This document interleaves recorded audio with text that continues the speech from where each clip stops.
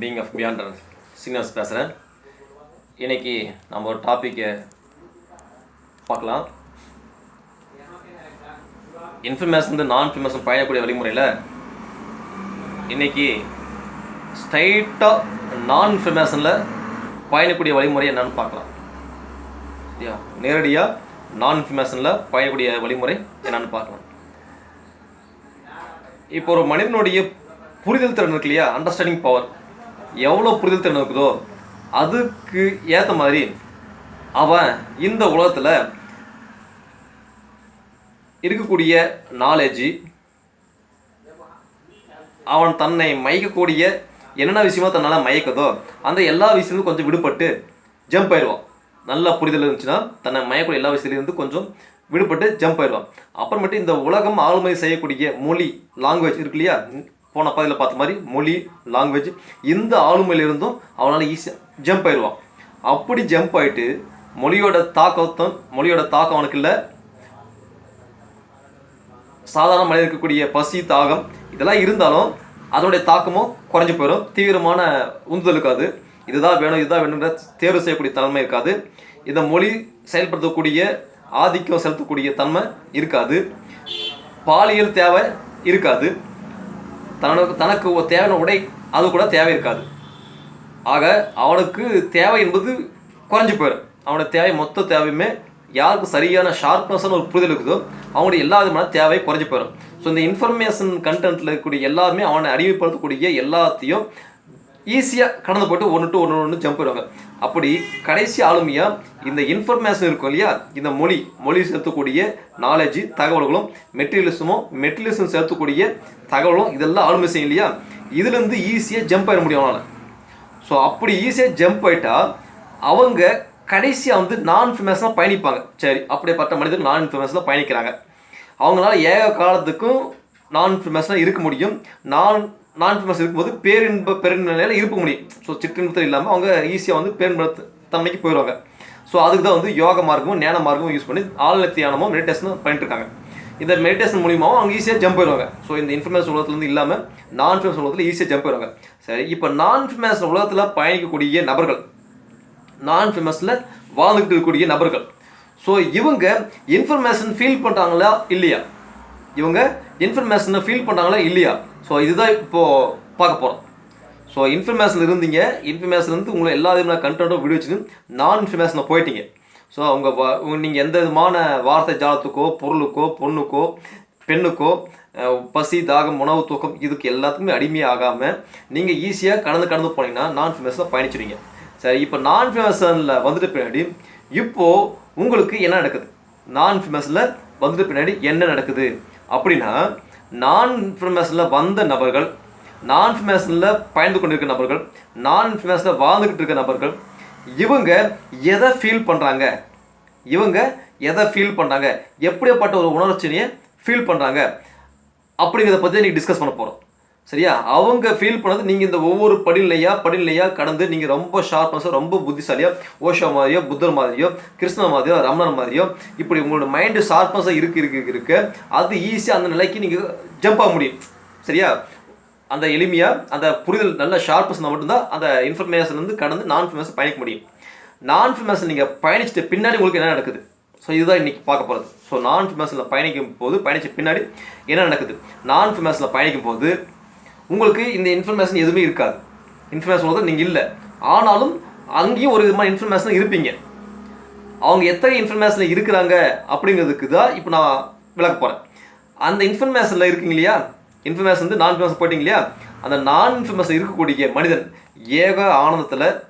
ஏக ஆனந்தத்தில் ஜீவ சமாதிலையோ அல்லது ஆனந்த பெருநிலையோ பேரின்ப பரவசலையோ இருக்கும்போது அவங்கக்கிட்ட சிந்தனை கிடையாது, அவங்க மைண்டில் சிந்தனை கிடையாது, மனசில் எண்ணங்கள் கிடையாது, ஃபீலிங் கிடையாது, உணர்வு கிடையாது, அறிவு கடந்து போயிட்டாங்க, மனசாட்சி கடந்து போயாச்சு, உணர்ச்சிகளை கடந்து போயாச்சு, அறிவு கடந்து போயாச்சு, மனசாட்சி கடந்து போயாச்சு, அப்புறம் சிந்தனை ஓட்டம், எண்ண ஓட்டங்கள் கடந்து போயாச்சு, அறிவு கடந்து போயாச்சு.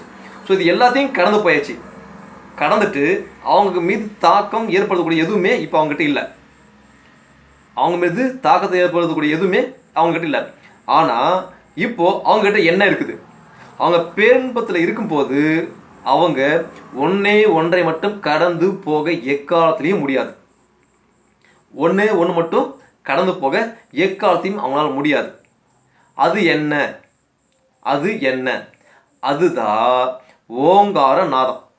ஒரு பேரின்ப பயணத்தில் பயணிச்சுக்கிட்டு இருக்கிற நபர், ஒரு பேரின்ப பயணத்தில் பயணிச்சுக்கிற நபர் இந்த பூமியில் கூடிய எல்லா விதமான கண்டென்ட்டையும் ஜம்ப் பண்ணிட்டு எல்லாம் ஒன்றை தாக்கக்கூடிய எல்லா விதமான எண்ணம், அறிவு, மனசாட்சி, உளவியல், பசி, தாகம், தூக்கம் எல்லாத்தையும் கடந்து போயிட்டீங்கன்னா, நீங்கள் பேரின்பத்தை நோக்கி பயணிச்சிட்டிங்கன்னா, ஜீவ சமாதித்தன்மையிலையோ ஆழ்ந்த தியானத்திலையோ நீங்கள் பயணிக்கும் போது எல்லாத்தையும் நீங்கள் கடந்து போயிட்டீங்க. இப்போ எதுவுமே உங்களால் தாக்காது, எந்த விதமான ஃபீலிங்கும் ஒன்று தாக்காது, எந்த விதமான சிந்தனையும் உங்களுக்கு தாக்காது. ஆனால் நீங்கள் பேரின்பத்தில் வந்த பின்னாடி உங்களுக்கு நாத பிம்பம் ஒன்று இருக்கும். இது நீங்கள் என்னதான் கண்ட்ரோல் பண்ணாலும் இதை உங்களால் கடந்து போக முடியாது. உங்களுடைய அறிவையே நீங்கள் கடந்து போன தெரிஞ்ச மனிதனுக்கு, உங்களுடைய மனசாட்சியே தூக்கி போட தெரிஞ்ச மனிதனுக்கு, உங்களுடைய சிந்தனையே ஸ்டாப் பண்ண தெரிஞ்ச மனிதனுக்கு உங்கள் காதில் கொயின்னு 24 மணி நேரமும் ஒரு நாதம் கேட்டுக்கொண்டே இருக்கும். எப்போ? ஆழ்ந்த தியானத்தில் ஆழமான தியானத்தில் நீங்கள் பயணிக்கும் போது இந்த நாதம் உங்களுக்கு கேட்டுக்கொண்டே இருக்கும். இதை நீங்கள் எக்காலத்திலையும் உங்களால் ஸ்டாப் பண்ண முடியாது. நீங்கள் எவ்வளோ பெரிய ஞானியாக இருந்தாலும் சரி, உன்னை படைத்த அந்த யார் படைத்தவனோ, படைத்ததுக்கு காரணமாக இருந்தாலும் சரி, சிவனாக இருந்தாலும் யாராக இருந்தாலும் சரி, அவங்க எக்காலத்துலேயும் அந்த நாதத்தை கேட்டுக்கொண்டே தான் இருக்க முடியும். இந்த நாதம் என்றைக்கும் இருக்கும். இந்த நாதத்தை அவங்க எப்போ நீங்கள் உணர முடியும்? நீங்கள் மைக்ரோ லெவலில், ரொம்ப மைக்ரோ லெவலில் ஆழமான தியானத்தில் இருக்கும்போது மட்டுமே இந்த நாதத்தை நீங்கள் உணர முடியும். இது தொடர்ச்சியாக இருந்து கொண்டே இருக்கும்.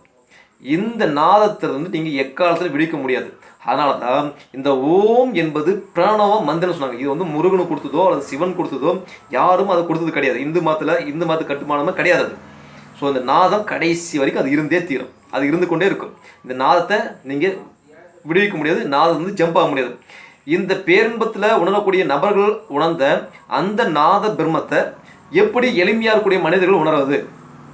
சரியா? ஏன்னா அவங்க வந்து ஒரு புத்தர் மாதிரி, ஓஷோ மாதிரி, கிருஷ்ணன் மாதிரி, சிவன் மாதிரி, சரியா, பெருமாள் மாதிரி இப்போ அதிகப்படியான கண்டென்ட்டில் புரிதல், ஆழமான புரிதல், அளவுக்கு அதிகமான புரிதல் இருக்கும் போது மட்டுமே அவங்க அந்த நிலைக்கு பயணிக்க முடியும். அந்த பேரின்ப நோக்கி பயணிக்க முடியும். அந்த பேரின்பத்தில் அவங்க எதை உணர்றாங்களோ அந்த தன்மை அவங்களால மட்டும் சில நம்பர்ஸ் மட்டும் உணர முடியும். ஸோ இவங்க உணரக்கூடியது நாம் அந்த மைக்ரோ லெவலில் இருக்கும் அந்த சித்தாந்தத்தை, மைக்ரோ லெவலில் உணரக்கூடிய அந்த விஷயத்தை நாம் இங்கே சாதாரண மனிதர்கள் எப்படி உணர்வது? அதற்கு இணையானது ஏதாவது இருக்குதா அப்படின்னா அதற்கு இணையானது இருக்குது. அதுக்கு ஈக்குவல் பிரிமா ஒன்று இருக்குது. எதை? அது தேனை சாப்பிட்ட தேனை நக்கி பார்த்தா வந்து தேனை காமிக்க முடியாது. தேனுக்கு பதிலாக கொஞ்சம் சர்க்கரையோ அல்லது கரும்பு சாரை கொடுக்க முடியும் இல்லையா? தேனை நக்கி பார்த்தவனுக்கு தேன் கொடுக்க முடியாது. தேன் எப்படி இருக்குது? கரும்பு சாரமாக இருக்க முடியும். அப்படின்னு எப்படி உதாரணம் சொல்கிறோமோ அப்படி தேன் வேறு, கரும்பு சாறு வேறு. ஸோ தேன் வேறு, கரும்பு சாறு வேறு. ஸோ ரெண்டு வெவ்வேறு இருந்தாலும் ஸோ ரெண்டும் ஏறக்கூடிய அப்ராக்சிமேட்டில் கொஞ்சம் ஒத்து போகும் இல்லையா? ரெண்டுமே இனிப்பு சுவை, இயற்கையாக கூடிய இனிப்பு சுவை தான். இது வந்து ஏறக்குறைய ரெண்டும் ஒரே மாதிரி இருக்கும். அப்படியே இதை பார்த்துக்கணும். ஸோ இது தேன் கிடையாது. நான் தேனுக்கு இணையான ஒரு கரும்பு சாரை காட்டுறேன். இது தேன் கிடையாது. தேன் என்பது பேரின்பத்தில் இருக்கக்கூடிய நபர்கள் உணர்ந்து அனுபவிச்சது. அது பேரின்பம், அது தேன். இப்போ நான் உனக்கு தேன் கொடுக்க முடியாது. ஸோ தேனுக்கு இணையாக கம்பேர் பண்ணும்போது சேமாக ஏறக்குறைய மேக்ஸிமம் ஒத்து போகக்கூடியது கரும்புச்சாறு. அப்படி அதற்கு இணையாக இருக்கக்கூடிய கரும்புச்சாறு உனக்கு காட்டுறேன். என்னன்னா, உங்கள் ஊரில் அருவி இருக்கு இல்லையா? அருவி ஃபால்ஸ், வாட்டர் ஃபால்ஸ். அப்படி வாட்டர் ஃபால்ஸ் இருந்துச்சுன்னா அந்த ஃபால்ஸில் நீங்கள் அந்த ஃபால்ஸில் போயிட்டு சும்மா குளிங்க. சும்மா குளிச்சுட்டு அந்த வாட்டர் ஃபால்ஸில் சென்டர் பிளேஸில் கம்முன்னு சும்மா குளிங்க.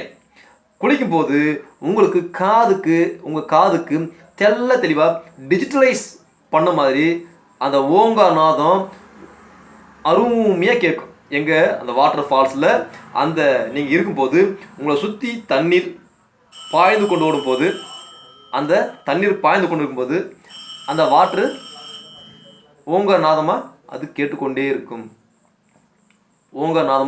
அந்த வாட்டர் ஃபால்ஸ்லேருந்து கேட்டுக்கொண்டே இருக்கும், தொடர்ச்சியாக கேட்டுக்கொண்டே இருக்கும். நீங்கள் எவ்வளோ நேரம் இருந்தாலும் அவ்வளோ நேரமும் அது கேட்டுக்கொண்டே இருக்கும். இதே சேம் உங்களுக்கு மேக்ரோ லெவலில் கேட்கக்கூடிய இந்த நாத பிரம்மம் அவங்க ஆழ்நிலை தியானத்தில் மைக்ரோ லெவலில் கேட்கும். சரி, இது ஒரு வழிமுறை. இன்னும் வேறு ஏதாவது வழிமுறை இருக்குது. நான் அதுக்காக வாட்டர் ஃபால்ஸுக்கே போக முடியுமா, எங்கள் ஊரில் வாட்டர் ஃபால்ஸில் நான் வாட்டர் ஃபால்ஸ் தேடி போக முடியுது அப்படின்னா ஒன்றும் பிரச்சனை கிடையாது. ஸோ நீங்கள் எங்கே இருக்க உங்கள் வீட்டில் உங்கள் ரூமில் எங்கே இருந்தாலும் நீங்கள் இருக்கிற இடத்துலையே கொஞ்சோண்டு பஞ்சு இருக்குல்ல, பஞ்சு என்ன கொஞ்சோண்டு பஞ்சு எடுத்து ஒரு உருண்டையாக உருட்டி இந்த காதில் ஒன்று இந்த காதில் ஒன்று நல்லா டைட்டாக சொல்லிவிட்டு அப்படியே நீங்கள் தூங்கினாலும் சரி, உட்காந்துருந்தாலும் சரி, கண்ணை முடிச்சிருந்தாலும் சரி, கண்ணை மூடினாலும் சரி, அப்படியே கவனிச்சுன்னா உங்கள் காதுக்கு இந்த வாய்ஸ் எல்லாம் ஃபில்டர் ஆகிட்டு அப்பயும் ஒரு அந்த ஓங்காநாதம் ஒயின்னு கேட்டுக்கொண்டே இருக்கும். அந்த ஓங்காநாதம் தன்னுடைய நாத பிரம்மத்தை உங்களுக்கு தொடர்ச்சியாக கேட்க வச்சுனே இருக்கும். ஸோ மைக்ரோ லெவலில் நடக்கிற விஷயம் உங்களுக்கு மேக்ரோ லெவலில் பிரம்மாண்டமாக கேட்கும். இந்த நாத பிரம்மம் தான் பேரின்ப நிலையில் இருக்கக்கூடிய நபர்கள் உணர்வது. அது வேற, இது வேற. இந்த விஷயத்தை உணர்வுக்கு தான் அவங்க அங்கே போகணுமா அப்படி நீங்கள் கேட்டு, நீ குடிக்கிறது கரும்பு சாறு, அவன் குடிப்பது தேன். நீ கரும்பு சாறு நக்கி பார்த்துட்டு ஆஹா தேன் இப்படி தான் இருக்குமா அப்படின்னு தேனோட கம்பேர் பண்ணக்கூடாது. கரும்பு சாறு வேற, தேன் வேற, அது நல்லா புரிஞ்சுக்கணும். சரியா? கரும்பு சாறு வேற, தேன் வேற. சரி, அவங்க குடிக்கிறது தேன், நான் உனக்கு தேன் காட்ட உன்னால் முடியாதுக்கு உனக்கு ரொம்ப கஷ்டப்பட்டு நீ அதை சென்ட் பண்ணும். ஸோ மலைமலையாக ஏறி தேன் பூச்சிலாம் அழித்து அந்த கொஞ்சோண்டு தேன் கூட்டை எடுத்து அதை புழிஞ்சு இவ்வளோ ரிஸ்க் எடுத்து உன்னால் தேனை எடுக்க முடியாது. அதனால் ஈஸியாக கரும்பு சாறு மிஷின் விட்டு சொர்ன்னு புழிஞ்ச கரும்பு சாறு ரசமாக கிடைச்சிடும். ஸோ அந்த தன்மைக்கு இணையான தன்மை, கொஞ்சம் எளிமையாக கிடைக்கக்கூடிய தன்மை தான் இந்த 2 விதமான வழிமுறை. என்ன, வாட்டர் ஃபால்ஸில் எங்கே உங்கள் ஊரில் வாட்டர் ஃபால்ஸ் இருக்குதோ அந்த இடத்துல உட்காந்து குளிங்க. உங்கள் வாட்டர் ஃபால்ஸே இல்லைன்னா உங்கள் ரூமில் நீங்கள் ஷவரில் குளிக்கலாம், ஆனால் அது கேட்காது. ஏன்னா உங்கள் வீட்டில் உங்கள் மனைவி, உங்கள் அப்பாவங்க, பேரண்ட்ஸு, ஒய்ஃபு, டாக்டரு கத்தனா நல்லா ஷவரில் கேட்கும். அந்த சவுண்டு தான் கேட்கும். ஸோ அந்த காதுக்கு அந்த ஓங்காநாதம் கேட்காது. அந்த வாட்டர் ஃபால்ஸ் அருவியோட மிக பிரம்மாண்டமாக இருக்கக்கூடிய ஒகேனக்கல் அருவி, ஐந்தருவி, சரியா, எங்கெங்கே அருவி இருக்குதோ சரியா, அந்த அருவியிலெல்லாம் இந்த நாத பிரம்மம் கேட்கும். ஒன்று. இன்னொன்று, நீங்கள் அந்த இடத்துக்கு போக முடியல அப்படின்னா கொஞ்சோண்டு பஞ்சை உருட்டி காதில் சொல்லிக்கோங்க. காலை சொல்லிட்டு நீங்கள் நல்லா தூங்குங்க. நீங்கள் தூங்கும்போது உங்களுக்கு அந்த ஓங்காநாதம் கேட்கும். இதுதான் நாதத்துக்கெல்லாம் நாதம், இறுதி நாதம். அதே நேரத்தில் ஆதி நாதமும் அதான், இறுதி நாதமும் அதான். நாதத்துக்கெல்லாம் நாதம், ஆதி நாதமும் அதான், இறுதி நாதமும் அதான். ஸோ அந்த நாதம் மட்டும் எப்போதும் இருக்கும். இதுதான் இந்து மதத்தில் பிரணவ மந்திரம் அப்படின்னு, இது ஓம் என்னும் பிரணவ மந்திரம் அப்படின்னு சொல்லுவாங்க. இந்த ஓம் என்பது பிரணவ மந்திரம் கூட கிடையாது. ஸோ உங்கள் வாயை மிக சிறப்பாக இப்படி விரி வச்சு மீண்டும் அதே இடத்துக்கு சுருங்க வைக்கணும். ஸோ விரிஞ்சி சுருங்கக்கூடிய தன்மை தான் ஓம் என்பது நாதம். இங்கே பாருங்கள், ஓ இம், ஓ இம், ஓ இம். இந்த வார்த்தை மட்டும் இல்லை, நீங்கள் எந்த வார்த்தை உங்களுக்கு சூட்டமாக இருந்தாலும் அதை பொருந்திக்கலாம். சரியா? சரியாக விரிவடையணும், சரியாக சுருங்கிக்கணும். சரியாக விரிவடையணும், மிக சரியாக சுருங்கிக்கணும். இதுதான் ஓங்காரம் என்னும் பிரணவ மந்திரம். சரியா? இந்த நாத பிரம்மத்தோட தொடர்பு வச்சுக்கோங்க. ஸோ இதுதான் நாதத்துக்கெல்லாம் நாதம், ஆதி நந்தம், ஆதியான நாதம், இறுதியான நாதமும் அதான். சரியா? இதுலேருந்து எக்காலத்துலேயும் எந்த ஜீவராசியும் எந்த மனித ரூபத்தில் இருக்கக்கூடிய இருந்தாலும் சரி, மிருக ரூபத்தாலும் சரி, தெய்வ ரூபத்தில் இருந்தாலும் சரி, தேவர்களே ஆனாலும் ரிஷிகளானாலும் கடவுளானாலும் இதுலேருந்து யாரும் விடுவிக்க முடியாது. இந்த இறுதியாக இன்ஃபர்மேஷன், இன்ஃபர்மேஷன் பயணிச்சவங்க எல்லாரும் உணர்ந்து அனுபவிக்கக்கூடிய ஒரே நாதம் நாத பிரம்மம் மட்டுமே. இதுதான் நாதத்துக்கெல்லாம் தலைமையான நாதமும் இதுதான். சரியா? Okay, thank you being of beyond. நன்றிகளும் வாழ்த்துக்கள்.